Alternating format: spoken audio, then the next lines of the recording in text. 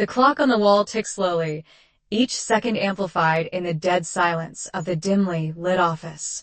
I sit here, a man who once believed in loyalty and trust, now drowning in resentment with nothing left to hold on to. I glance at the marriage counselor sitting across from me, a woman with a carefully practiced calm in her demeanor, her patient smile betraying nothing of the boredom she must feel after years of listening to fractured couples. Her voice is measured and professional as she turns to me. Mr. Johnson, why do you believe you're here today? I exhale, fighting the urge to laugh. Why are we here? Because of the broken promises that led to our broken life. I don't answer right away, letting my gaze drift to the woman next to me, Ruby, my wife of 17 years, or rather, the woman who used to be my wife.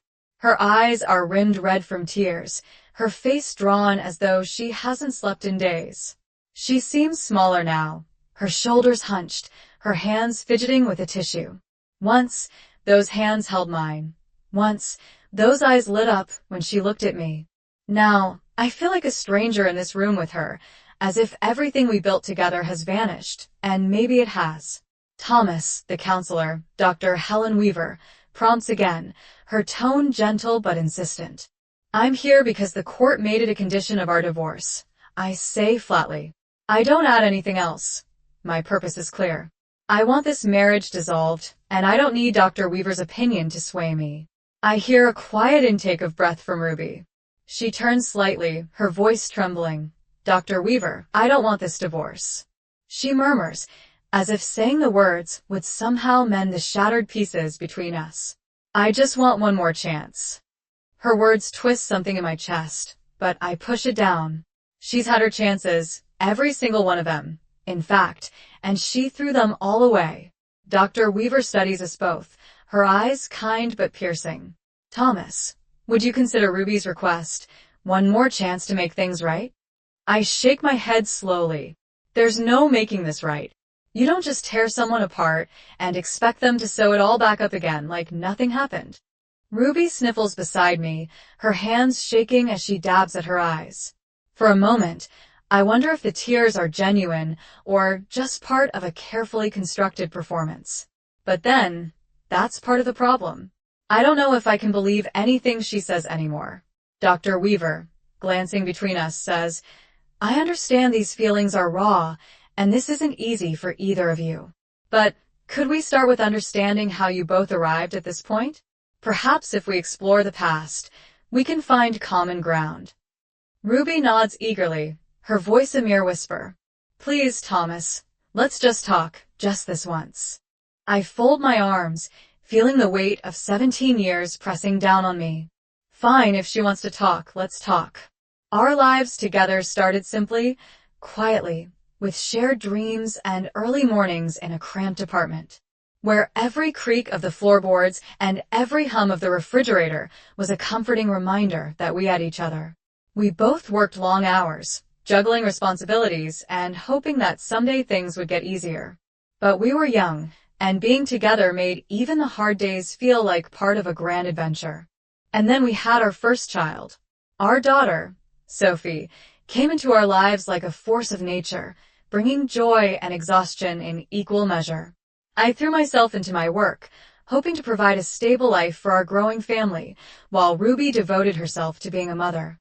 We made it through the sleepless nights, the early mornings, and the relentless demands of parenthood. We were a team, bound by love and a shared commitment to our family. But as the years passed, the weight of daily life settled on us, and something in Ruby began to change. She grew distant, restless. I would come home from work to find her sitting on the couch, staring at the television, lost in a world that didn't include me. At first, I thought it was just stress or exhaustion. I thought it would pass, but it didn't. Instead, she became absorbed in a late-night drama series, obsessing over a character played by Chandler Green, an actor with a chiseled jaw and a charming smile who seemed to embody everything she felt was missing in her life. I tried to ignore it, dismissing it as a harmless fantasy, a way for her to escape the monotony of everyday life. But deep down, I could feel a gulf widening between us. I look over at Ruby now, seeing traces of the woman she used to be, the woman I fell in love with, the woman I built a life with. But that woman is gone, replaced by someone I barely recognize. I still remember the night I realized just how deep the chasm between us had grown. It was our anniversary, a night I had planned down to the last detail, hoping to rekindle the spark that once brought us together. I booked a reservation at her favorite restaurant, even reserved a hotel room for a rare night away from the kids. I wanted it to be special, a reminder of why we fell in love in the first place. For the first time in months, I saw a glimmer of the old Ruby. She laughed, she held my hand, and for a fleeting moment, I allowed myself to believe that we could find our way back to each other. Then he walked in, Chandler Green, the actor from that late-night show, the man who had somehow become a fixture in our lives without ever stepping foot in our home. He strode into the restaurant like he owned the place, and I felt Ruby tense beside me, her eyes widening as she stared at him. He noticed her too, and before I knew it, he was standing at our table, flashing her a smile that made her blush like a schoolgirl. "Mind if I cut in?" he asked, his voice smooth and dripping with confidence. I opened my mouth to protest, but Ruby was already on her feet, taking his hand as he led her to the dance floor. I sat there watching them move together, feeling like a ghost in my own marriage. The glances they exchanged, the way her face lit up, it was as if I wasn't even there. After what felt like an eternity, Ruby returned to the table, looking radiant. Her eyes sparkled with a joy I hadn't seen in years. She took a sip of her drink, her voice casual. "That was Chandler Green," she said, as if that explained everything. I tried to brush it off, to salvage what was left of the evening, but when I suggested we continue our dance, she shook her head. Her gaze drifted back to where Chandler was standing at the bar. "I promised him the rest of my dances tonight," she said, her tone dismissive. I felt something break inside me. I took a deep breath, forcing myself to stay calm. "Ruby, this is our anniversary," I said quietly, trying to keep the hurt out of my voice. She shrugged, not meeting my eyes. "It's just a dance, Thomas. Don't make a scene." I sat there, numb, as she walked back to the bar, her focus entirely on Chandler. The rest of the night was a blur, a painful blur of stolen glances and forced smiles. I couldn't shake the feeling that I was watching my marriage slip away, piece by piece, and there was nothing I could do to stop it. In the counseling room, Ruby shifts uncomfortably beside me, her hands twisting in her lap. Dr. Weaver leans forward, her voice gentle. "Ruby, can you explain why you felt the need to connect with someone else, even if it was just through a dance?" Ruby's voice is barely a whisper. I felt invisible. I was a mother, a wife, but somewhere along the way, I lost myself. Chandler made me feel seen, if only for a moment. I closed my eyes, the bitterness rising in my chest, and wondered, "Ruby, did it ever occur to you that I felt the same way, that I needed to feel seen too?" She doesn't answer, her gaze fixed on her hands. The days following that fateful night felt like stepping into a parallel universe, one where the rules of our marriage no longer applied. I couldn't unsee the way Ruby's face lit up when Chandler walked into that restaurant, or the way she dismissed me so effortlessly. It felt like I'd been holding on to a thin thread, and now that thread had snapped. For the first time in 17 years, I began to question if Ruby and I had ever truly known each other. When we got home the next morning, I stayed silent, hoping she would come to me, apologize, say something, anything that might give me a reason to believe this could still work. But the words never came. Instead, she slipped back into her routine, the same daily grind that had worn away at our relationship, only now she seemed more distant than ever. In the weeks that followed, I tried to bridge the chasm that had formed between us. I cooked dinner more often, planned small surprises, anything to remind her of the life we once shared. But each time, she would offer me a polite smile, then retreat into herself, burying her head in her phone or disappearing into the kids' room. It was like trying to reach someone on the other side of a glass wall. One night, I stumbled upon the truth that shattered the last of my illusions. It was a Thursday evening. The kids were at Ruby's parents' for the weekend, and I was coming home late after a long day at work.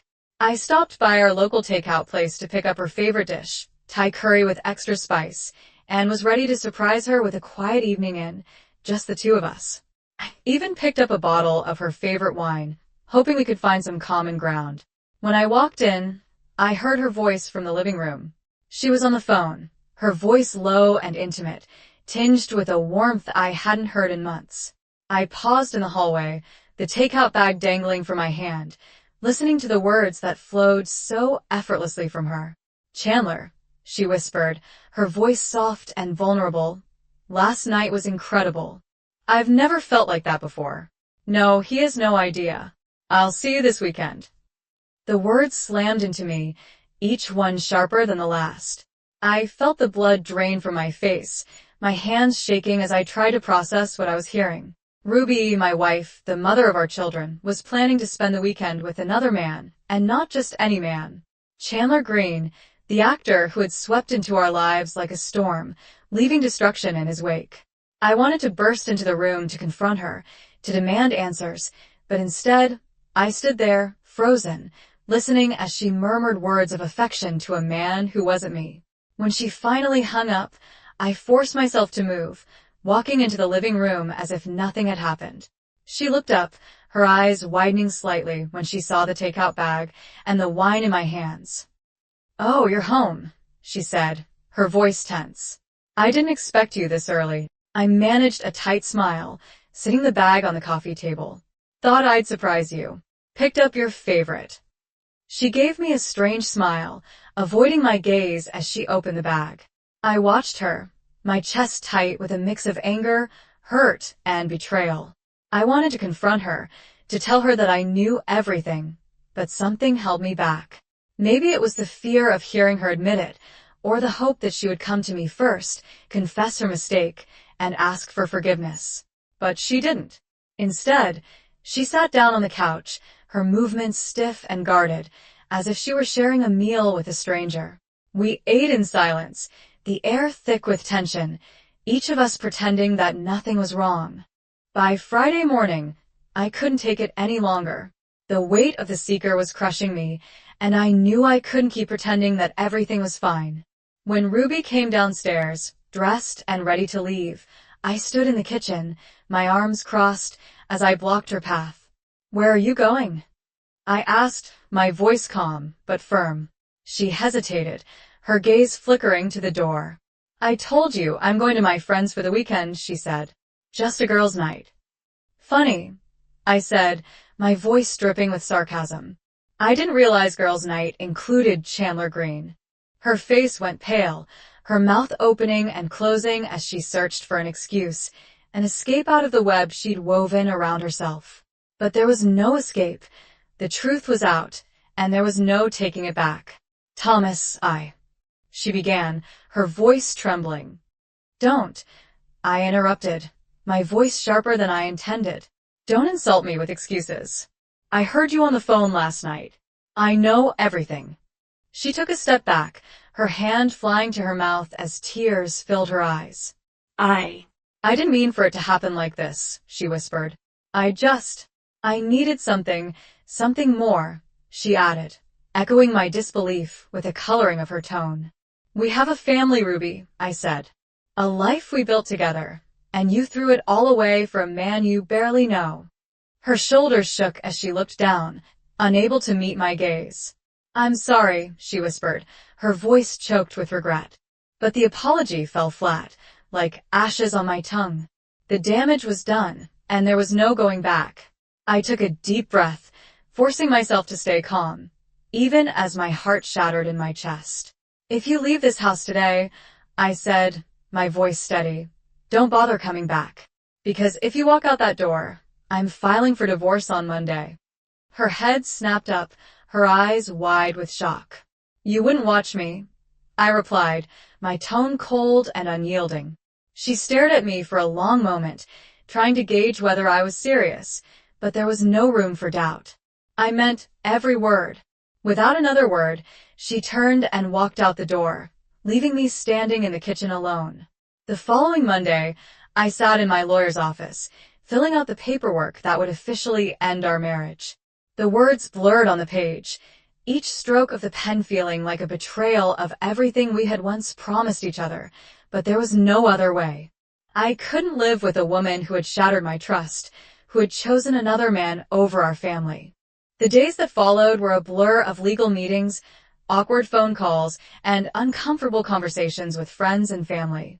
I had to explain to the kids why their mother wasn't coming home, why their lives were suddenly uprooted and turned upside down. I tried to keep things as normal as possible for them, but it wasn't easy. Sophie, our eldest, was old enough to understand that something was wrong, and the question she asked tore at my heart. "Daddy, is Mommy coming back?" she asked one night, her voice small and frightened. I forced a smile, my chest tight with the weight of the truth I couldn't share. "Mommy loves you very much, sweetheart, and no matter what happens, we'll always be here for you." But even as I said the words, I knew they rang hollow because nothing would ever be the same. As the weeks passed, Ruby's absence became a constant reminder of everything we'd lost. I heard from friends that she was struggling, that she'd moved in with her parents, too ashamed to face the world she once embraced. She tried to reach out to me a few times, leaving voicemails filled with tearful apologies and pleas for forgiveness, but I couldn't bring myself to listen to them. I'd given her everything, my love, my trust, my loyalty, and she'd thrown it away. There was nothing left for her to say, and so I moved on, picking up the pieces of my life one day at a time. I threw myself into work, into my role as a father, determined to build a new life for myself and my children. I refused to let her betrayal define me, to let it consume me. But even as I tried to move forward, the pain lingered, a quiet ache that reminded me of everything I'd lost. The days following our divorce were like living in the aftermath of a storm. Everything familiar was gone, leaving only fragments of what used to be. I had gone through the legalities, signed the papers, and finalized custody arrangements, but as much as I tried to close that chapter of my life, it felt as though I was still haunted by everything we had shared. The children were the worst part. Sophie and Ethan looked at me differently now, their innocence replaced by questions I couldn't answer. For Ruby, the fall out of her choices became increasingly apparent. Friends stopped calling her. Her social circle shrank, and the once welcoming community that had embraced her grew silent. Their whispers echoed in every place she went, as if she had become a ghost of her former self, a shadow that lingered on the periphery, isolated and alone. Ruby moved back in with her parents, her tail between her legs. The vibrant, carefree woman I once knew was now replaced by a hollow shell. Her parents too looked at her differently, their disappointment barely masked by forced smiles and half-hearted reassurances. They tried to comfort her, to tell her that everyone makes mistakes, but she could see the hurt in their eyes, the shame they felt for her actions. The kids were hesitant around her, especially Sophie, our daughter, who once idolized her mother, now avoided her gaze. The bond between them was fraying with each passing day. Ruby tried to make it up to her, lavishing her with gifts and attention, but Sophie's resentment was palpable. She couldn't understand why her mother had chosen to leave, why her world had been torn apart because of a stranger who meant nothing to her. One evening, as Ruby sat alone in her parents' living room, surrounded by the familiar trinkets of her childhood, she felt a crushing weight settle over her. She had lost everything: her husband, her family, her place in the world. The reality of her choices hit her like a tidal wave, leaving her gasping for air as she realized just how far she had fallen. And yet, even in her regret, there was a stubborn pride that kept her from reaching out to me. She didn't want to admit that she'd made a mistake, that she had destroyed our life for a fleeting moment of excitement. So she suffered in silence, trapped in a prison of her own making, haunted by the memories of what could have been. While Ruby spiraled into regret and isolation, I began the slow process of rebuilding my life. The anger I felt toward her had subsided, replaced by a quiet acceptance that this was my new reality. I threw myself into work, focusing on my career and the stability it provided. I took on extra projects, spent long hours at the office, and poured my energy into something productive, something that reminded me I still had control over my life. But my healing process wasn't solely about work. I began to reconnect with old friends, people I'd lost touch with over the years as I became consumed by marriage and fatherhood. They welcomed me back into their lives without judgment, offering support and understanding without asking questions. I hadn't realized how much I'd missed those friendships, the easy camaraderie, and the simple joy of spending time with people who knew me outside the context of my marriage. Gradually, I began to let go of the resentment I'd harbored toward Ruby. I stopped replaying our last conversations, stopped dissecting every detail of our failed marriage. Instead, I focused on my own growth, on becoming the kind of father my children needed, and the kind of man I wanted to be. I found peace in small moments, watching a sunset, cooking a meal for the kids, playing catch with Ethan in the backyard. These were the things that mattered, the moments that reminded me of the life I still had. And then there was the court-mandated counseling as part of our divorce settlement. The judge had ordered Ruby and me to attend a series of counseling sessions, ostensibly to improve our co-parenting relationship. I was initially resistant, wanting nothing more than to cut ties with her completely. But my lawyer advised against it, reminding me that refusing to participate could affect custody arrangements. So, reluctantly, I agreed. The first session was awkward, to say the least. Ruby and I sat on opposite sides of the room, avoiding each other's gaze as Dr. Weaver introduced herself and outlined the goals of our meetings. She spoke about communication, cooperation, and the importance of setting aside personal grievances for the sake of the children. I could barely focus. My mind was still reeling from the fact that I had to share this room with the woman who had betrayed me. Ruby looked as uncomfortable as I felt, her eyes fixed on her hands as she twisted a tissue between her fingers. She seemed smaller somehow, diminished by the weight of her guilt. And yet, there was still a part of me that wanted to reach out to bridge the gap between us, if only for the sake of our children. Dr. Weaver cleared her throat, drawing our attention. Thomas, Ruby, I understand that this is difficult for both of you, but the goal of these sessions is not to relive the past. It's to focus on the future, to find a way to co-parent effectively. Ruby nodded, her voice barely above a whisper. I just want to do what's best for the kids. The words stung, a reminder of everything she'd sacrificed in pursuit of her own happiness. But I forced myself to stay calm, to focus on the bigger picture. I wanted what was best for the kids too, and if that meant putting aside my anger, then I would do it for them. Over the next few sessions, we began to talk slowly, cautiously testing the waters of a new relationship built on shared responsibility rather than love. Dr. Weaver guided us through exercises designed to improve our communication, teaching us how to express our feelings without resorting to blame or resentment. At first, it felt artificial, like we were playing roles in a script, but gradually, as we continued to meet, I found myself letting go of the bitterness that had consumed me. I began to see Ruby not as the woman who had betrayed me, but as the mother of my children, a person who, despite her flaws, was trying to make things right. There were moments when the old anger resurfaced, moments when I wanted to scream at her for everything she'd done, but I held back, reminding myself that this was about the kids, not us. And slowly, painfully, we began to rebuild a foundation of trust, not as husband and wife, but as co-parents. One evening, after our fourth counseling session, Ruby asked if we could talk outside of the formal setting. She seemed nervous, her hands twisting in her lap as she waited for my response. I hesitated, unsure if I was ready for another personal conversation with her, but something in her eyes, a vulnerability I hadn't seen in years, convinced me to agree. We sat down in a nearby cafe, the hum of quiet conversations and clinking cups filling the silence between us. Thomas, she began, her voice barely audible, I know I can't undo the damage I've caused.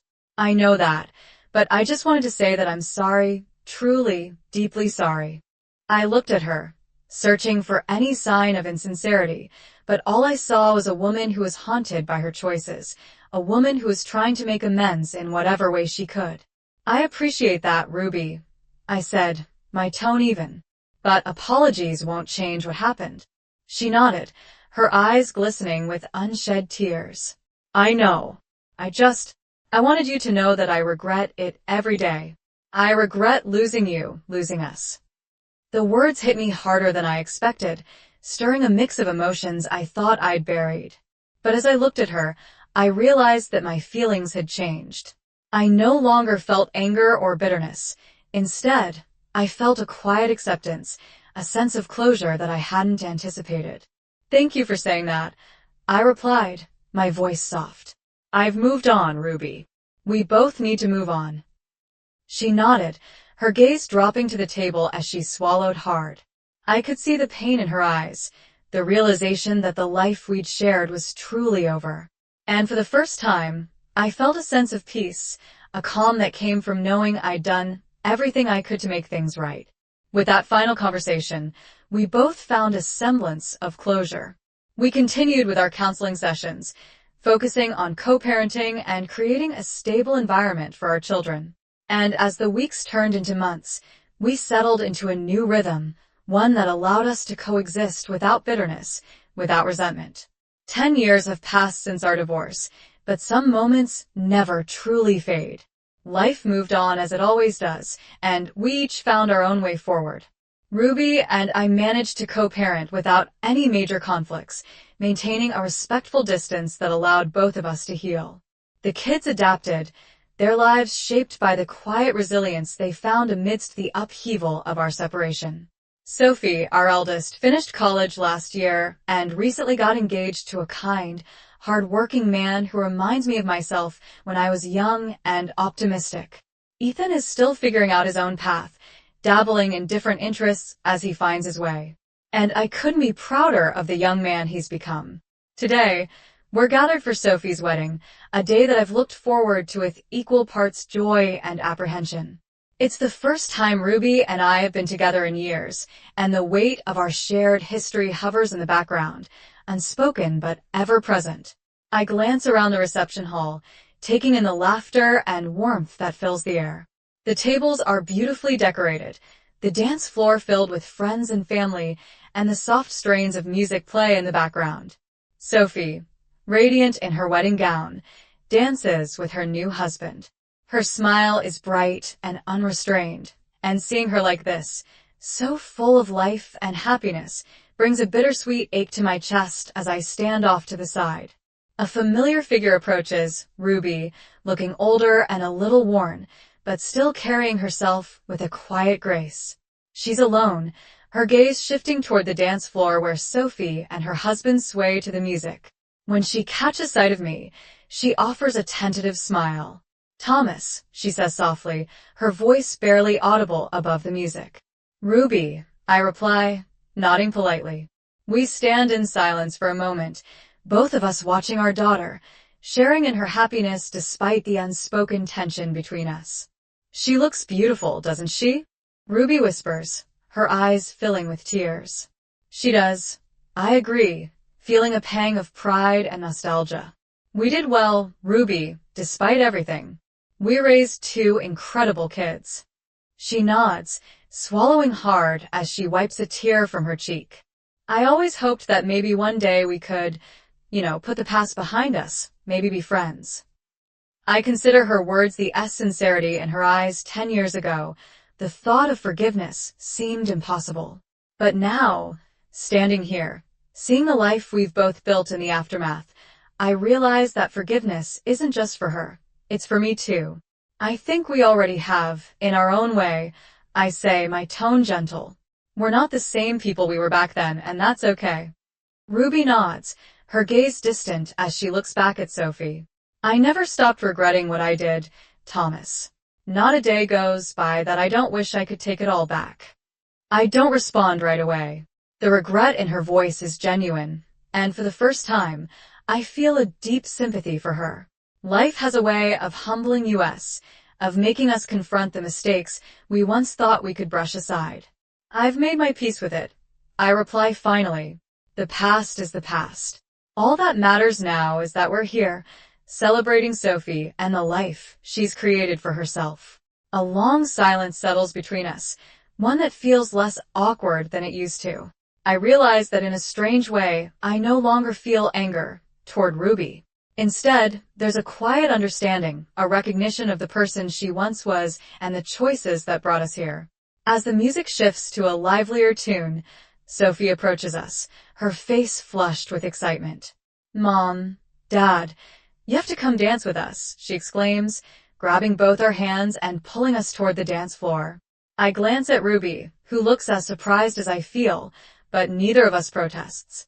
We join Sophie and her husband on the dance floor. Our laughter mingles with the sound of music and clinking glasses. For a brief moment, it feels like old times, like the life we once shared. And in that moment, I realize that I can finally let go of the resentment, the bitterness. I can let go of Ruby, of the hurt she caused, and embrace the life I've built in her absence. As the song ends and we step off the dance floor, Ruby places a hand on my arm, her eyes filled with gratitude. "Thank you, Thomas," she says, her voice thick with emotion. I nod, offering her a small smile. "Take care of yourself, Ruby." And with that, we part ways, each of us carrying the memories of our shared past, but no longer bound by them. For the first time in years, I feel a sense of peace, a lightness that tells me I've finally moved on. In the weeks following Sophie's wedding, I find myself reflecting on the journey that brought me here. Life is never simple, never as straightforward as we imagine it to be. We make mistakes, we hurt each other, and sometimes we lose the things we thought we'd have forever. But in the end, we also learn, we grow, and if we're lucky, we find a way to forgive, not just others but ourselves. Ruby and I still share a bond, a connection forged by the life we built together, even if that life didn't turn out the way we'd planned. And while we may never be friends, we are something more than strangers. We are two people who have loved, lost, and ultimately found our own paths to healing. As I watch the sun set over the horizon, I feel a quiet contentment settle over me. My life isn't perfect, and it never will be, but it's mine, and for that, I am grateful. Because sometimes, the most meaningful closure doesn't come from words or apologies. It comes from accepting the past, embracing the present, and looking toward the future with hope. And that, I think, is all any of us can ask for.